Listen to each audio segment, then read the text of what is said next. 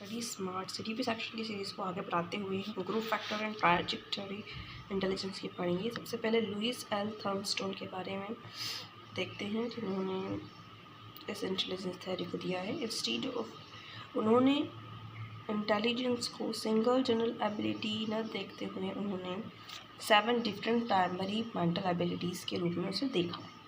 उन्होंने इंटेलिजेंस को single general ability न दर्शाते हुए उन्होंने 7 अलग अलग चीज़ों पर फोकस किया और उसी को उन्होंने प्राइमरी मेंटल एबिलिटीज़ कहा।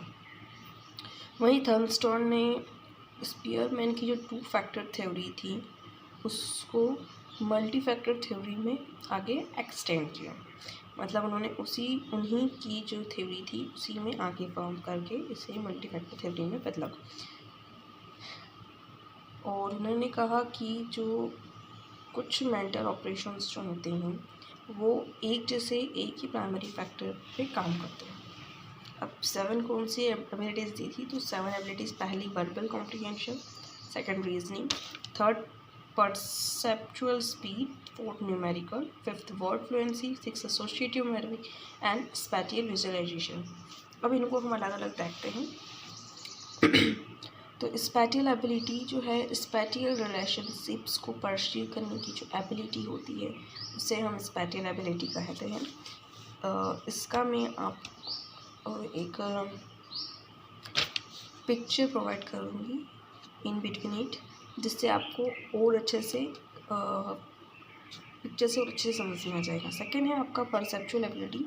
तो ability to grasp visual field, visual अगर चीज़ों को हम देखकर समझ सकते हैं तो उसे हम परसेप्चुअल एबिलिटी कहेंगे। वहीं नंबर्स के साथ डील करने की एबिलिटी को न्यूमेरिकल एबिलिटी कहते हैं। वहीं वर्ड्स जो कह रहे हैं अगर उसको हम समझ पा रहे हैं तो उस एबिलिटी को वर्बल कॉम्प्रिहेंशन कहते हैं। वहीं आता है वर्ड फ्लुएंसी। तो वर्ड्स को आप कितना रैपिडली यूज़ कर रहे हैं, समझ के कब कौन सा शब्द बोलना है, अगर आप बोल पा रहे हैं तो उसे वर्ड फ्लुएंसी बोलते हैं।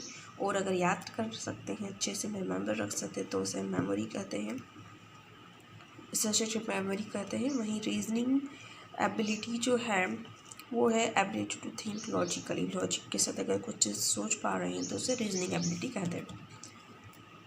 अब स्टर्बर्न की जो ट्रायर्चिकल थ्योरी थी ये थी ग्रुप फैक्टर थ्योरी। अब हम देखते हैं ट्रायर्चिक थ्योरी जो स्टर्नबर्ग ने दी थी। अब उनकी जो थ्योरी है उसने कई अटेम्प्ट्स में ह्यूमन इंटेलिजेंस को समझा। ठीक है, किस टर्म्स पे, तो डिस्टिंक्ट कंपोनेंट्स पे रेदर देन सिंगल एबिलिटी। सब लोग सिंगल एबिलिटी पे फोकस कर रहे थे, इन्होंने अपनी न्यू टर्म दी डिस्टिंक्ट कंपोनेंट, उसके हिसाब से उन्होंने इंटेलिजेंस को समझा। वहीं एक वर्ड है PCA जो इस थ्योरी में यूज़ हुआ है और उसको हम बोलते हैं प्रैक्टिकल क्रिएटिव एनालिटिक इंटेलिजेंस। तो अब ये होता क्या है वो हम देखते हैं। तो उन्होंने 3 बताए हैं जो आपस में इंटर रिलेटेड हैं। सबसे पहला है एनालिटिकल इंटेलिजेंस, इसी को PCA को बोलते हैं कि P प्रैक्टिकल, C क्रिएटिव और A एनालिटिक। इसी को याद रखने के लिए PCA वर्ड का यूज़ किया।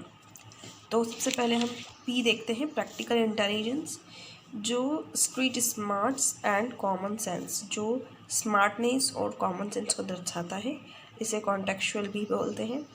C4 होता है क्रिएटिव इंटेलिजेंस, तो इमेजिनेटिव होती है ये, और अगर इनोवेटिव प्रॉब्लम को हम सॉल्व कर पाते हैं तो उसे क्रिएटिव इंटेलिजेंस बोलते हैं। कुछ भी इनोवेटिव करना, कुछ भी इमेजिन करके नई चीज़ बनाना, तो वो क्रिएटिव इंटेलिजेंस होता है। इसको हम बोलते हैं एक्सपेरिमेंटल।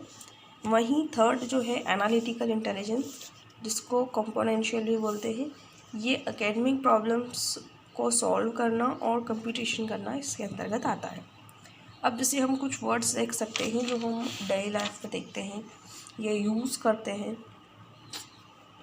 जिससे हमें ये तीनों चीज़ें और अच्छे से समझ में आ जाती है। जब हम किसी चीज़ को एनालाइज करते हैं, क्रिटिक करते हैं, जज करते हैं, कंपेयर करते हैं, इवैल्यूएट करते हैं, एसेस करते हैं, तो उसे हम एनालिटिकल व्यू बोलते हैं। ये चीज़ें आपको जब आप क्वेश्चन सॉल्व करेंगे या कहीं पे क्वेश्चन देखते हैं तो उसमें भी ये वर्ड्स आपको देखने को मिलेंगे। वहीं क्रिएटिव में create, invent, discover, imagine, suppose, that, predict, इस टाइप के अगर क्वेश्चंस क्रिएट होते हैं तो उसे क्रिएटिव थिंकिंग में डालते हैं। वहीं अप्लाई करना, यूज़ करना, पुट इनटू प्रैक्टिस, इम्प्लीमेंट करना, एम्प्लॉय करना, रेंडर प्रैक्टिकल करना, ये सारी चीज़ें प्रैक्टिकल इंटेलिजेंस के अंतर्गत आती हैं। सो ये था हमारा ग्रुप फैक्टर थ्योरी और ट्रायर्चिकल थ्योरी। ग्रुप फैक्टर थ्योरी में उन्होंने 7 मेंटल एबिलिटीज़ दर्शाई हैं। वहीं ट्रायर्चिक में उन्होंने 3 इंटेलिजेंस के टर्म दिए हैं, डिस्टिंक्ट कंपोनेंट दिए हैं, जिनके ऊपर बेस्ड पूरी थ्योरी है। जो ट्रायर्चिक थ्योरी है वो स्टर्नबर्ग ने दी है, वहीं group factor theory Louis L Thurstone ने दी है। उन्होंने स्पीयरमैन की 2 फैक्टर थ्योरी को मल्टी फैक्टर थ्योरी में कन्वर्ट किया था। इसको याद करने के लिए हम PCA के थ्रू याद कर सकते हैं तीनों कंपोनेंट। वहीं यहाँ इसके 7 कंपोनेंट्स हैं, जिसके लिए मैं आपको शेयर कर दूँगी एक फ़ोटोग्राफ, जिससे आप इससे और अच्छे से समझ पाएंगे। सो आई होप आपको इतना समझ में आया होगा, और अगर कुछ चीज़ प्रॉब्लम रह जाती है तो आप ज़रूर कमेंट करिए, मैं उस चीज़ को सॉल्व करने की कोशिश करूँगी। Thank you for now, bye bye.